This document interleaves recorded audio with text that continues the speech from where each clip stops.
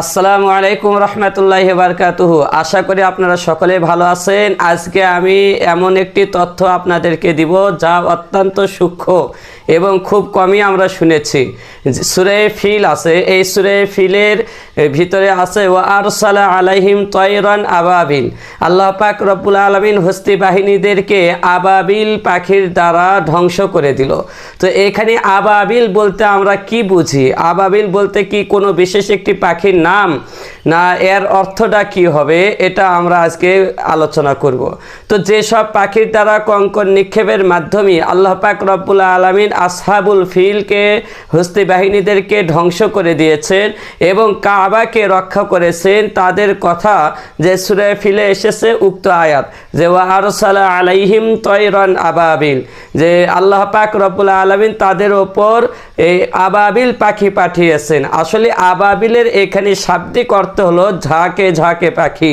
তো এখানে আবাবিলের এই অর্থটা ইব্বালার বহু বচন, যার অর্থ হলো ঝাঁকে ঝাঁকে, অর্থাৎ দলে দলে। তো উদ্দেশ্য হলো অনেক পাখিকে পাঠানো হয়েছে। কিন্তু আমরা সাধারণ মানুষ অনেকে মনে করে থাকি যে আবাবিল বলে ওই পাখিগুলোর নাম বোঝানো হয়েছে, যে এই ধারণা ঠিক নয় যে আবাবিল নামী পাখি, এটা এই সমস্ত আবাবিল নামক পাখিকে পাঠানো হয়েছে এরকম ধারণা করে, এটা ঠিক নয়। আসলে আবাবিলের অর্থই হলো ঝাঁকে ঝাঁকে। তো এখন কথা হলো যে পাখির দ্বারা আসহাবুল ফিলকে ধ্বংস করা হয়েছে, হস্তি বাহিনীকে ধ্বংস করা হয়েছে, তো সেই পাখির নাম কি ছিল? তো এই বিষয়ে কোরআনে কারিমে কিছু বলা হয়নি যে ওই হস্তি বাহিনীদেরকে যে পাখি দ্বারা ধ্বংস করা হয়েছে ওই পাখির নাম এই নাম হবে, এইরকমভাবে কোরআনে কারিমে কোথাও উল্লেখ নাই। এবং এই বিষয়ে ইতিহাসের বক্তব্য বিভিন্ন ধরনের এসেছে।